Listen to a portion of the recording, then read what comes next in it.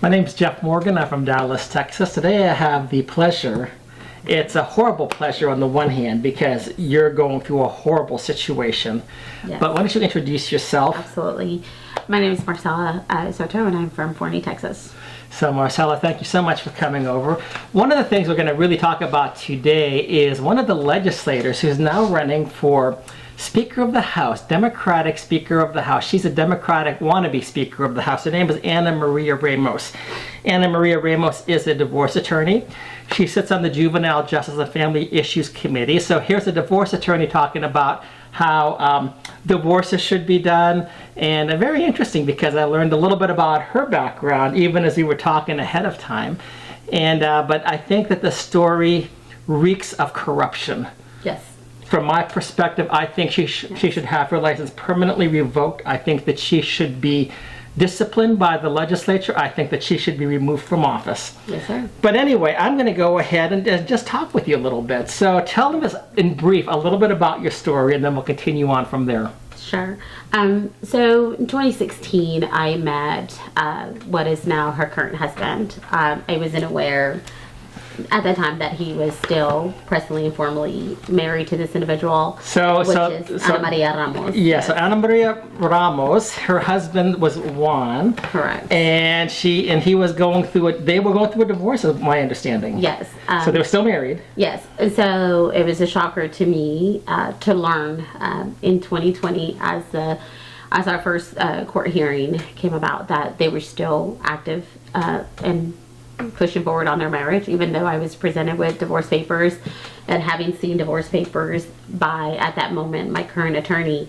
So it was a shocker to learn that they were still married because that was not what was presented to me, and having seen the divorce papers myself. So her husband actually lied to you Yes. about the whole thing. Yes. Okay, so For 3 years. for 3 years. So you were involved in a long-term relationship with Yes. him, and out of this relationship, there you have a son. Yes. And tell us a little bit about him. So my son was born due to his rage. When I decided to end things with him, he decided that was not the way to go. He decided it wasn't over until he said it was over. Well, he was still in a marriage that wasn't over. Yes. So anyway, go ahead. So as I tried to end things, as I was just learning of how active he was becoming with her and her campaign staff, even though he tried to diminish that information, I decided to, you know what, I need to end things. This has been gone for too long. I'm not seeing a movement on the divorce that I'm so-called being told is happening. Yeah. And for 3.5 years, 3 years, it was just ongoing, and it was just a circle. And so again, right at the 3 marks, I decided, you know what, this is not for me. This has got to end. Right. And that's where it got ugly. Yeah. That's where the ugly came in. I don't know how he figured out the code to the home, but figured out the code to the home. Walked in and said this was not over until he said it was over. Wow. Then forced himself on me, and well, you know, now my son is here. On August 3rd, 2019, I found out I was pregnant. And so I remember sending him a message saying, hey, we need to talk. I have some news. He immediately was like, no, I suspect what it is. I don't want to know. And then that's when I started to see the true side of this individual that I didn't know, that I was so stupidly blind about. Yeah. So you just mentioned something. You're very stupidly blind. So you met him, you said, in 2016. Yes. Tell us the circumstances that you met him under, because most people would agree with you to say that was a very bad move to be messing around with another lady's husband, but you didn't know that. No. So tell us a little bit more about the circumstances and how that whole relationship got developed. Yeah. So even for me, it was I was going through a vulnerable stage in life. I was just getting back into the corporate world. Right.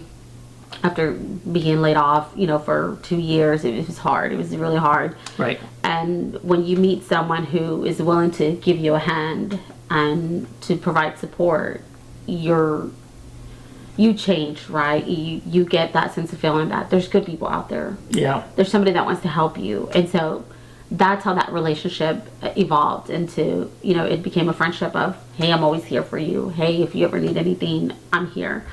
And so that's how it moved on really fast from there. Yeah. Any regrets about that now? Absolutely. 100%. 100%. Yes. It's almost like you need to do a background search on individuals before you get involved with them, just to know what you're getting into. Yes. And full disclosure should be given. And the fact that Absolutely. you didn't even know that he was married at the time. No, I knew he was in a relationship because he had mentioned he was coming out of a relationship. Okay. So that was a full disclosure. That A relationship, it's a marriage. Yes. Right, and so, yes. And so at that moment, it was just like, okay, you know, we all go through this. It happens. It's life, right? It happens, yeah. Yeah. So, and like you said then, so this is his relationship that he was exiting was going on for 3 years, but he was also back involved with his wife, Ana Maria Ramos, the legislature who wants to be Speaker of the House in Texas. Yes. But he wanted to get involved in her campaigns, I heard you say. Is that my understanding? Yes. So towards the 3 year mark, the 2.5 year mark, it just started to get demanding, right? It just became a very demanding relationship. I want a child. I didn't want to be alone. And so that pressure, it just got heavier, which was one of the things that led to, I just can no longer do this. Right. And so that's when I had to set the boundary to end things and to get healthier, to get myself back to healthy. Yeah. Because it was pressurizing. And then that's when I was like, hey, well, I'm seeing that you're active in her campaign. What is it that I don't know? Yeah. And so then it was just like, oh, it's just for image. And so then that's when I was like, no, this is not for image. This is just for a presentation. So that's when I woke up. For lack of better terms, that's when the stupid slapped me and said, you need to wake up. This is not, God, how stupid can you be? Yeah. So. Yeah, and I get it. I mean, there are people, we've all done stupid things at various times, and stupid does kind of ensnare us. It does. Until stupid slaps us inside the face. Or, I don't know if stupid slaps us upside the face, but something does to wake us up out of the stupid. But now, so you have a child. Yes. And how old is he currently right now? He's 4 years old. 4 years old. Yes. I saw a picture. He looks beautiful. Just absolutely beautiful. His story is amazing. His story would just, I mean, if you believe in miracles, that's a miracle kid right there from the start. Yeah. From the start. Let's go back to that a little bit later because I want to talk something a little bit more first. Okay. So the child was born. Yes. And you have the child. Now, Ana Maria Ramos used to say, in fact, she's on video saying this, that, you know, if a father is not paying child support, we need to, quote, throw his ass in jail. Yes. And so how did Juan do as far as paying child support? So I will back up to August 12th when I dropped the news that I was pregnant.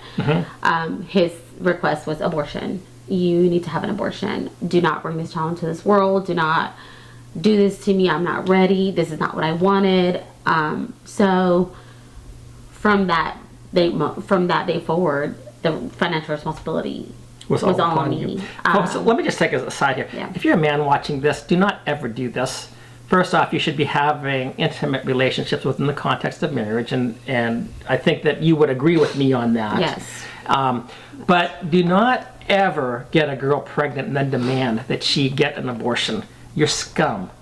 And I'm sorry to say that, but that's my feelings. Anyway, continue on. I had to get that in because it does. I agree with you at 100%. I'm not disputing that at all. And that's how I felt. So I immediately was like, you know what? Don't ever message me again. Don't even worry about me messaging you. Yeah. I've got this. My family and I've got this. Yeah.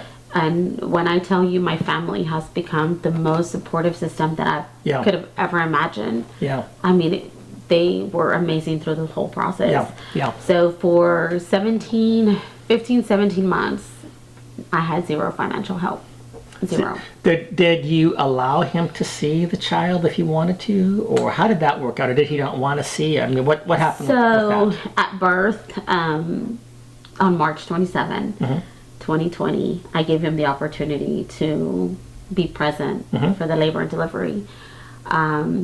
He decided he didn't want to be present.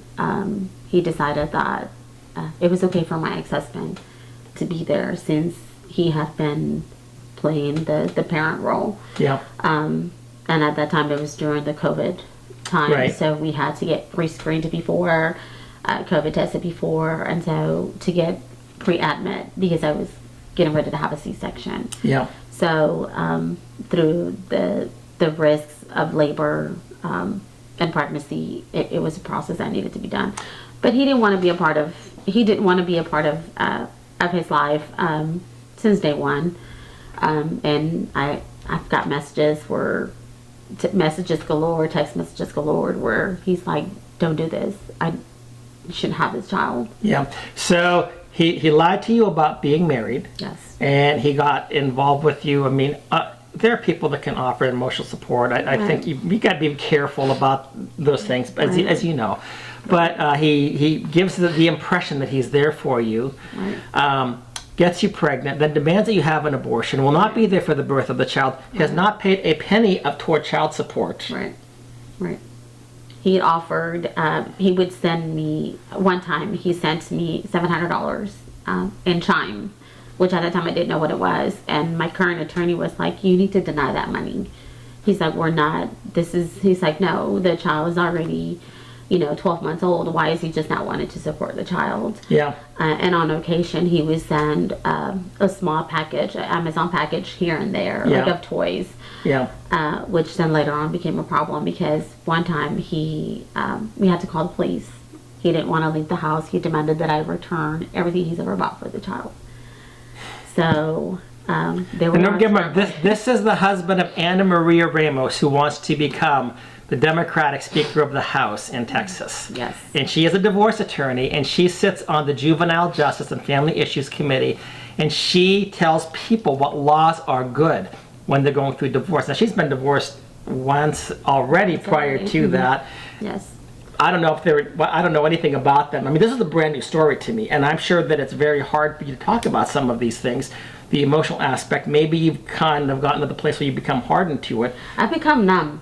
Mm-hmm. It's what I've become. I've become numb because I sat through a whole judge. I went through a whole 3.5 years of a trial where I was only allowed to answer yes or no.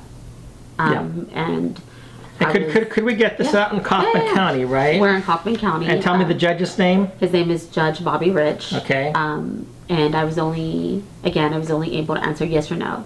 Every time I wanted to go in details, it was like, "No, ma'am, stop. Yeah. Yes or no."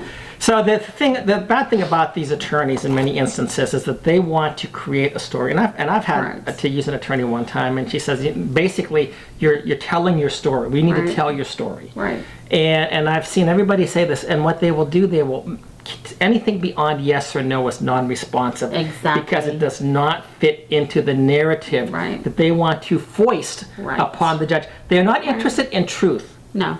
They're not interested in justice. They're interested in winning. And whatever underhanded, dirty tricks that they need to do, procedures that they've set up that they know, we know the game, so we know how to play the game. It becomes not an issue of justice, but attorney versus attorney. Storyteller versus storyteller in many instances. Right. And the judge often can rule with the storyteller that he's closest friends with. Right.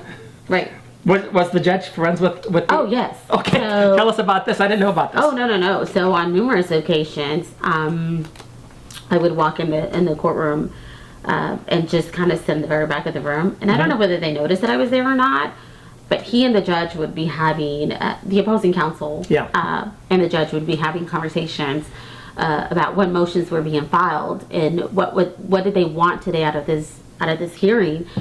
And I remember that one time, I believe it was the second time this happened, they looked back and they saw me there, and I had already heard the whole conversation. Right. Where they were telling the judge, "We're seeking full custody. We don't want her having full custody. That's what we're here for today, Judge, and that's what we want today." And he was like, okay.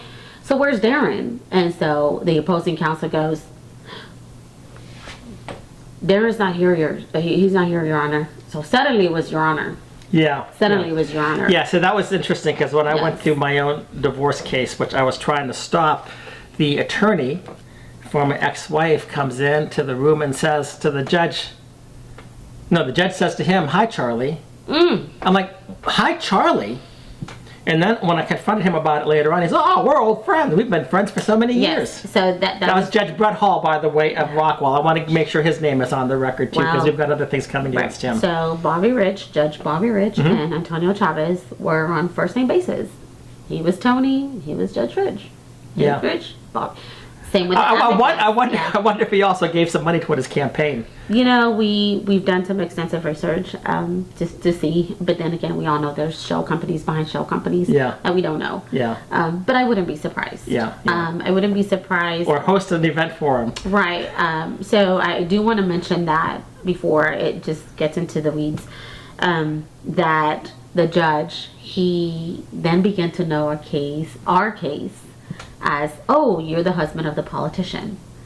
The husband of the politician, Ana Maria Ramos, the divorce attorney politician. By the way, in addition to her saying that, you know, if a man doesn't pay child support, we need to throw his ass in jail. And those are her words. I know. Throw his ass in jail. I've got the recording. In fact. Oh, you have it recording too? I have it recording to one of the dads. After I started getting involved into the parents in the advocacy world, I had a lot of parents reach out. I had a lot of dads reach out to me and were like, "We want to know your story. We've got to get your story out there." But at that moment, I was still at the beginning of mine. Can I wait a minute? This goes against the narratives, because these dads are only supposed to be fathers' rights people, and they're helping you. Some, yes. Some were. But I mean, there were there were men out there helping you. Yes. Is what I'm saying, because what at least for me, I have always talked about this as more as a human rights issue. And children have the rights to both parents. Both parents should be actively involved in their children's lives. If there's an abandonment, or if one person wants to kill the baby, I'm sorry, I look at that in a completely different light. I do too. And I think that's where my story changed, right? Having the fact that I had these messages that said, I know the process. I've already done the research. This is where you need to go. They're just going to give you a pill. And so having read that, you're thinking, what kind of monster is this? What kind of a monster is this? What kind of a monster is this? Because this is what you pleaded for. This is what you begged for. This is what you told me you needed. And as a woman, I felt pressurized, right? But I just couldn't. I couldn't make it happen. And then unfortunately, and I'm glad you did it. Circumstances. You know, and so I took, you know, like his wife said in the text message she sent me, "It's going to be hard for you. I wish you well." Although before that, it was a shitty delivery. You know, I was called an illegal, desperate woman, even though she claims to be an advocate of our people, which suddenly I didn't know there was a distinction between our people. Because now Ana Maria Ramos what is her background? She's Mexican American. She's Mexican American. Now, what is your background? Honduran. You're Honduran? Oh, so she wasn't really, maybe that's a distinction. You're Honduran and she's Mexican American. So your people are somebody other than she is.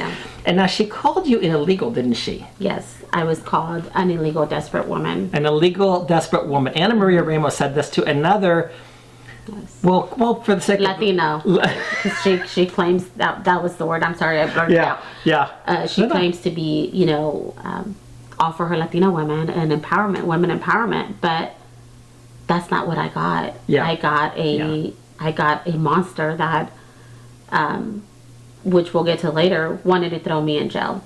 Asked the bailiff to throw me in jail. She asked the bailiff? She was there? Yes. What was she doing in the whole thing? She was present at every hearing, and she made sure she sat behind me at every hearing. To intimidate you or what? A form of intimidation, I would say. A lot of individuals saw it that way.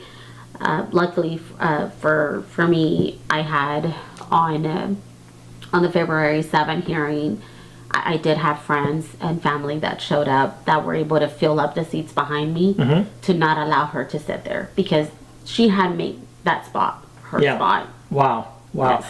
And was she there to support her husband then, or what? I mean, I don't understand this, because again, she said if a guy's not paying child support, throw his ass in jail. But she's basically trying to get you thrown in jail. Now that blows my mind. Yes. So several witnesses in the courtroom heard tell the bailiffs, she's out there being belligerent. She's out there attacking the amicus. You need to handle this. You need to do something about that. And next thing you know is we hear, well, we're going to throw her ass in jail. And the bailiff talking about you? Talking about me, yes. Yes. So, Yes. oh wow, this is incredible. And so, can you get a little bit further? Let's go to the end here, because and I'm not trying to cut you off at all, No, but absolutely not. I want to make sure that I hit some of these points here, because eventually the judge makes a ruling. Yes. And tell us about that ruling. So for 3.5 years. Okay. Okay. On record, I've got the judge saying the child's fine. Mm-hmm. The child's fine. This is not an emergency. Mom is doing what mom needs to do. Dad is an emergency. No, is the child fine?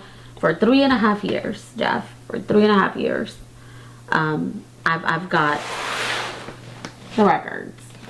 What are those over there? There's more records. Oh, these are more records that I Well, let's hold them all up. Okay. Now, yours is a relatively minor case, right?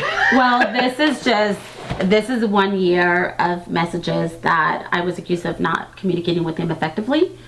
That there was no communication according to the amicus. Mom doesn't know how to communicate effectively with dad. At one point, I started to tally up how much he and I spoke throughout the day. Okay. And as you can see, the tallies are ridiculous. I mean, what parents talk to each other on some cases 20 times a day. Yeah. So I was accused of not communicating with him effectively, which, I mean, I didn't know how else to prove that, but to grant 1 year Of emails and text messages and text messages to show the court, no, Right. this is effective communication. Right. But The reality is, No. it does not make a difference. If you would have had 3 times No. as much, it's not going to make a It difference. did not make a difference, because I like to think that I was that parent that made sure he had everything at all given times. I add him to the child's medical portal so that he would get the notifications for everything. So for 3.5 years, I had extensive records of, hey, even down to a planner where dad didn't pick up the child, and none of it mattered. And so on February 7, 2024, I died. I died that day because I had an amicus and a judge say, mom refuses to communicate effectively with dad. Therefore, no, mom holds resentment towards dad, enabling her to communicate effectively.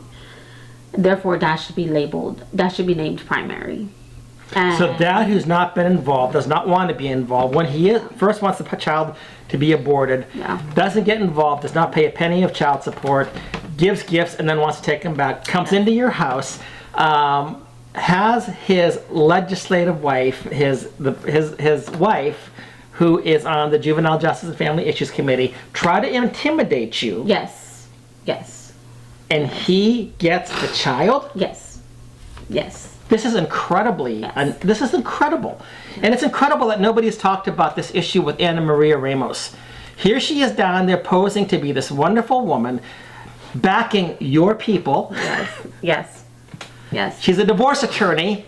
Yes. And she is helping her husband in this situation. Her husband, they were going through a divorce, but I think it gets even worse, doesn't it? Because she's tried to shove you out as mom, hasn't she? I'm glad that we're talking about that. That was my fear from day one. Okay. I made sure that in my orders I had that the child not be passed as their child, that my son not attend campaign events, that my son be kept away from that light, because he doesn't need to be a part of that. Right. And so it's as we were talking about earlier, parental alienation is real. Right. It's very real. It used to be a term that I thought it's a made up term. It's not. I'm dealing with that on an everyday basis. I've got calls with my son at 8 every night that I had to request because at one point dad was blocking my phone number. Wow. And so it took me speaking out of turn in the courtroom, and the judge was like, we need cause. We're talking about a 17-month-old baby. He needs to see his mother. Right. Absolutely. Absolutely. And so, we agreed with the 8 p.m. calls, and she makes it a point to always show her face. I saw Always those talk over pictures. me. Yeah. You're talking to your son. Yes. And she's there acting like she's the mom. Yes. This is perverse. Every time. In every single way. I'm sorry to get upset about this stuff, but Ana Maria Ramos is acting very perversely. Yes. And I think the legislature should be after her and should impeach her, should get rid of her completely, and deny her retirement at the same time. There's a couple of other people I could say that about, but you have the proof right here. Yes. And this is just a portion of the proof. This is just a portion. This is not even a dent on what I've It's up to about here. I've got a whole luggage, actually. Most people do. They've got boxes. And this is what the court system does to you, right? It makes you anal, and then it becomes into this constructive paper that just piles and piles and piles. I know. I have a whole closet wall that's now become my courtroom papers. Yeah. A whole basket filled. Here recently, about 2 weeks ago, I was on a call with my son, and you can just see his pain when he's on the phone, right? You just see that he misses his family. He misses his siblings, because this child was not also separated from me. He was separated from 3 other siblings who are amazing kids. Yeah. Amazing kids, talented kids, no problems at all whatsoever. Yeah. So grandparents too. yes. And so I'll tell you that in a second. So Okay. So about 2 weeks ago, two and a half weeks ago, I was on the phone with my son, and he's like, "Mama," in a very sad tone. And so I'm like, "Yes, Mama's here." Well, Ana Maria jumps in on the call and says, "Mama's right here." And so that's perverse. And that's the second Absolutely time. perverse. That's the second time that they do this to me. And the first time, I was fueled. So I didn't feel like it was appropriate for me to respond. Yeah. Or to say anything. But this is the second time that they do this to me. Luckily for me, the second time, we recorded the call. So we have it. So you have to, maybe what you should be doing is sending that to me. This is going out. Yeah. And we need to look at, this is something that the public needs to know about. Yes. What's not just what's happening in our courts, but because she is a representative Yes. of your people, Yes. if nobody else, Yes.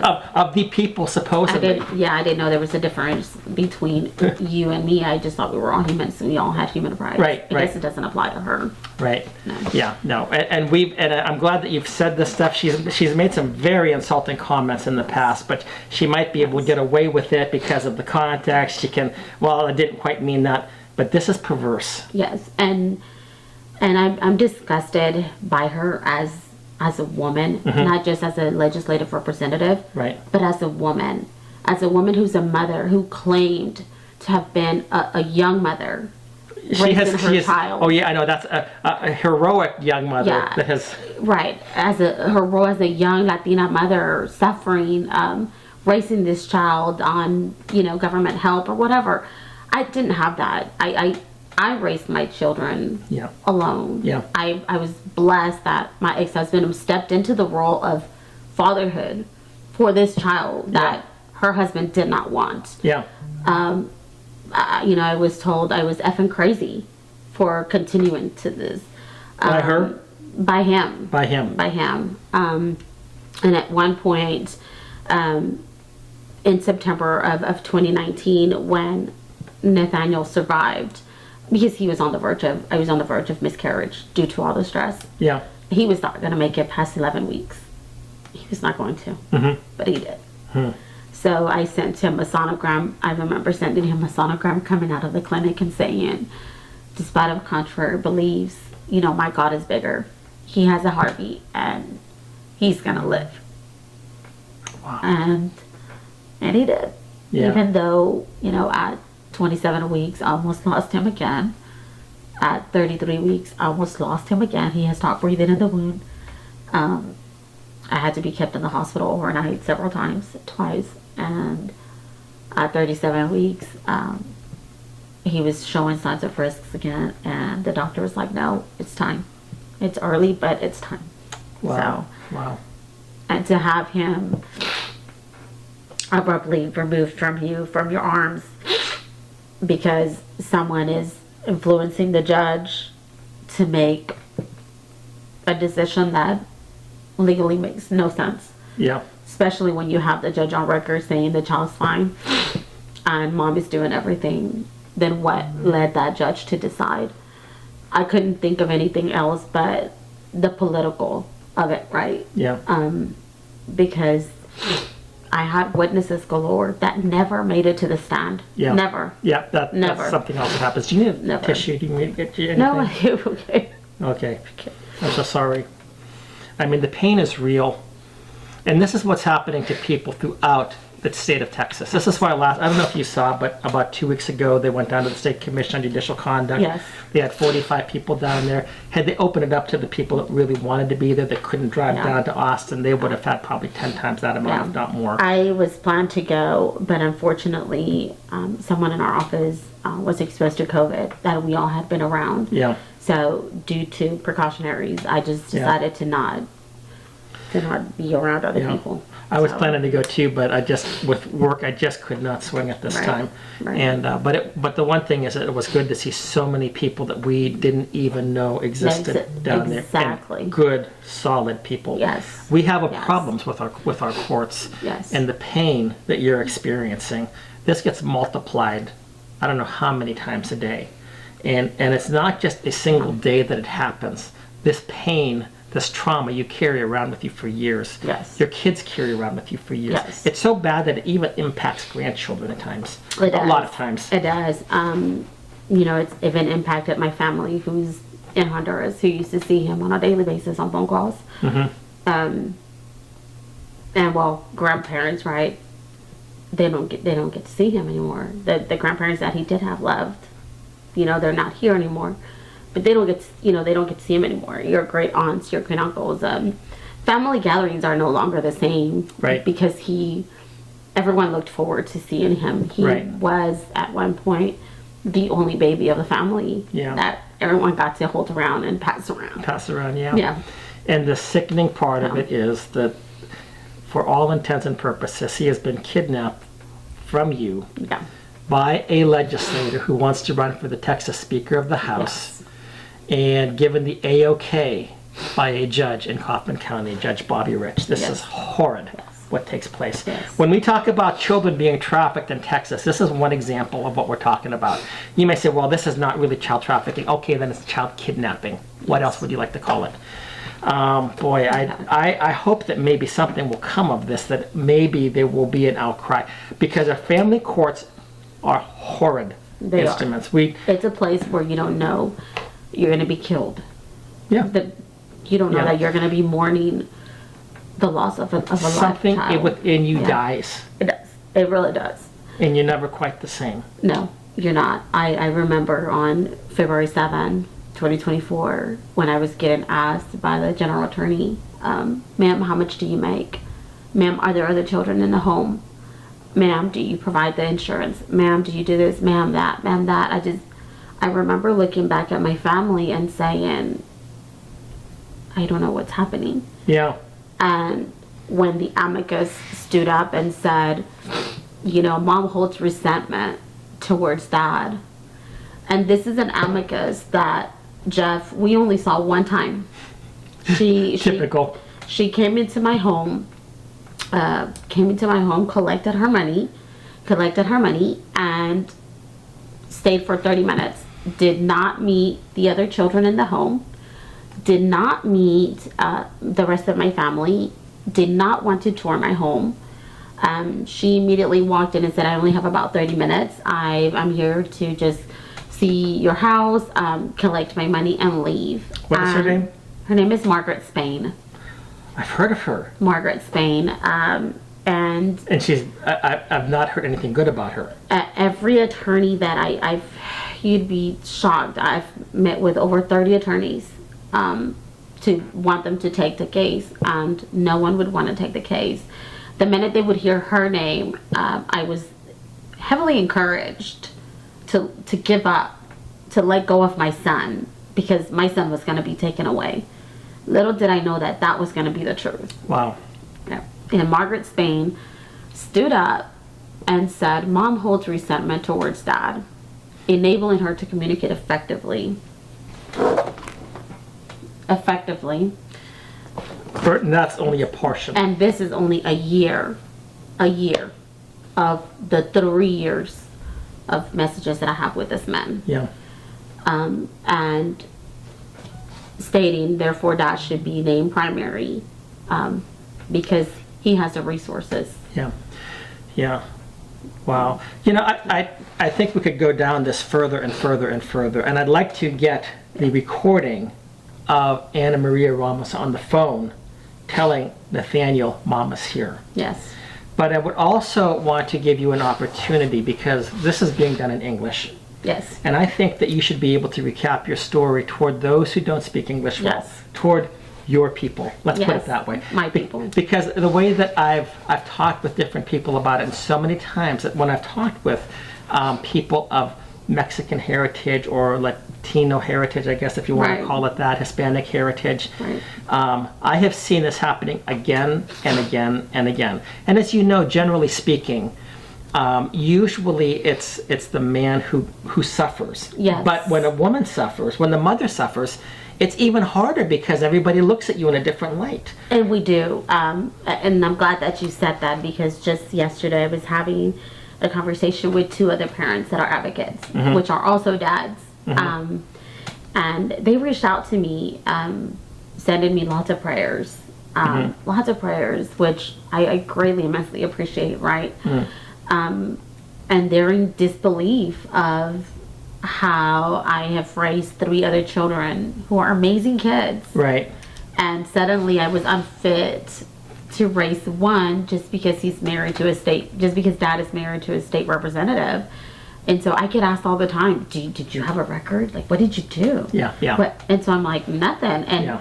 I, freely share Yeah. the documents. And when they read them, they're like, what the hell, Marcella? Like, what? He's like, no, he said, you've got to do this. And they sent me a long list Yeah. of laundry things to do. Yeah. Because they feel like It's this is full on corruption. Yeah, it is full on corruption. And here's, when I went through the something similar, nothing as traumatic as what you went through. And I've told other people, I've said, the stuff that I've gone through does not compare to what you went through. But it was enough that it got me to say, I cannot let this go forth further. Right. But it didn't cripple me at the same time. So It's not going to cripple me, because I see my son's pain. Yeah. Every day. Yeah. Every day. And the only way you will be able to have a clear conscience before God and your son is to say, I fought. Yeah.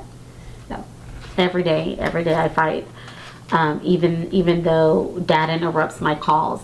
I mean, I have a list. I'm now of about 47 days of documentation of my calls being interrupted.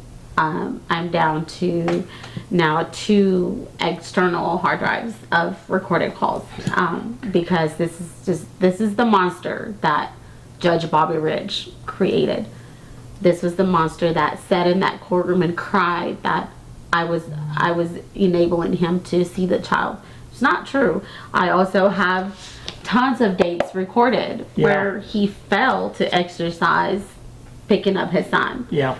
Or it was get this, I have a headache, I don't feel good today, I'm not going to pick him up. When do moms Get to say, I have a headache? Yeah.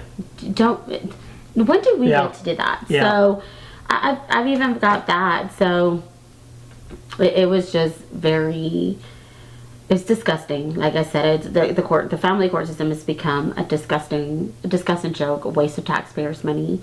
And mediation was just also another joke. It was nothing. It's a racket. It's a scam. racket. In many It's instances. yes. Now we're thinking Yes. about trying to develop an alternative mediation resource that the courts would not like. But the reality is that you don't need to be an attorney to be a mediator. And in fact, the No. attorneys want to get involved in the mediation scheme so they can lock that in for Yes. more income as well. Yes, yes. And his it was attorney- interesting. I was sitting, I'm sorry, just for a minute, but I was sitting in a courtroom as a court watcher, and the attorneys were in the back room talking, and I'm listening to the judge talk to the bailiff and somebody else about this. What he's planning to do.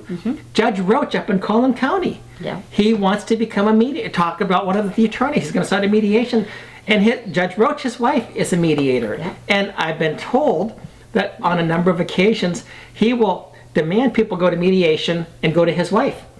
So they get family income through this. Yes, they This do. is crazy. Yes, they do. And so funny that you say that, because that's one of the things that Margaret Spain iterated to us, was that, oh, I'm good friends with the judge. He and I are good friends. We've known each other for a long time. So I thought, oh, hell no. What? And so I was like, no, no, no, no, no. And so I remembered her name from having spoken with like 5 other attorneys in the Kaufman County area Right. that were like, they walked me through the process and were like, you're going to most likely get an amicus, and it's going to be this woman. If it's her, you've got to demand that it's not her. She Yeah. will not do her job. Right. Here recently, about 2 weeks ago, I reached out to her and said, Margaret, I need to have my client file. I need to know what notes you have. Her response was, I gave them to your attorney. And so my response to her was, ma'am, had you done your due diligence, that attorney you forward that information to quit the case on September 25th, 2023. She quit the case. So you're sending my client file to someone that wasn't even my attorney? Wow. And I've heard a lot about, like I said, I'm pretty sure, because I believe Margaret Spain Spain, also works up in the Rockwell courts. She does. And She does. and I know that there's been some cases does. that I followed there that have been Yes. very corrupt, and her Very. name was thrown around. Yes. I've got about I've been waiting for about a month for my client file, which she refuses to give me. And so I'm working next on filing a formal complaint against her, because I would like to know, what due diligence did you do? And I would like to know, Margaret Spain, if you're watching this, what due diligence did you do? Because you only saw us one time.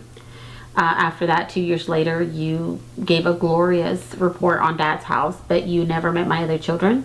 You never met my family. You didn't tour my home. So what due diligence did you do to protect my son? Because you did not protect my son. You didn't. Not did in not. the least. So, Marcella, what I would like you to do now is go ahead and switch to Spanish. Okay. You can take as much time or little time as you want to, Okay. but I want to make sure that Spanish-speaking people, those who don't speak English very well, understand the horrors of this stuff. Yes. And you know, Ana Maria Ramos, I'm sure you understand Spanish, so if there's anything that you find objectionable, please reach out to me at any point in time. I'm sure you can contact me. She'll know how to contact me if she wants to. But I look at this order in a suit affecting the parent-child relationship. It's almost 40 pages. Get to the order. Get to the part where it says I have to pay him even after I die. He's asking that I pay him, that he continues to get paid for child support even after I pass. Yes. Ana Maria Ramos, are you going to try to throw Marcella in jail instead of your husband? Throw his ass in jail? Yes. I'm looking at the thing is that most of this stuff it's a cookie cutter. It is. It's funny that you mentioned this is over 40 pages. My first 39 pages. So 39 pages. Yeah, 39 yes. pages. And it's 41 after all the certifications Okay, got it. and Okay. whatever. Okay. So we're both right. Right. So it's funny that this one is this long, but my first divorce, who I went through all this, is only 7 pages. Yeah. 7 pages. Yeah.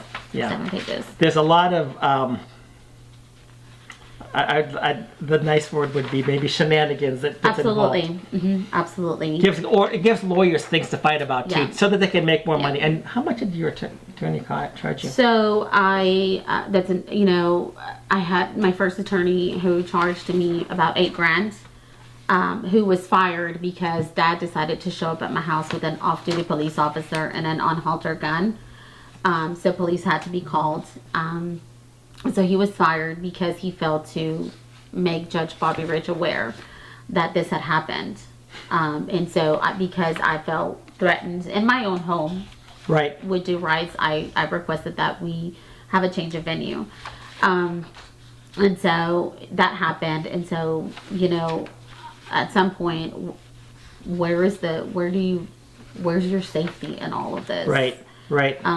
You know, on February 7, 2024, I was ordered to pay him child support, despite of him making triple of my salary. Yeah. So now I'm ordered Not to only pay him. does he himself personally make much more Right. than you, Right. but he's also is married to a divorce attorney. A divorce attorney who claims to be for women, who claims to be a feminist, who claims to be to lock these men up. But here I am, right on the other end of the stick, who is now paying her husband child support. This is completely unjust. Yeah. The court may modify this order that provides for the support of a child if the circumstances of the child or a person affected by the order have materially and substantially changed, or it has been 3 years since the order was rendered or last modified, and the monthly amount of child support award under the order differs by either 20% or $100 from the amount that would be awarded in accordance with the child support guidelines. This is another racket.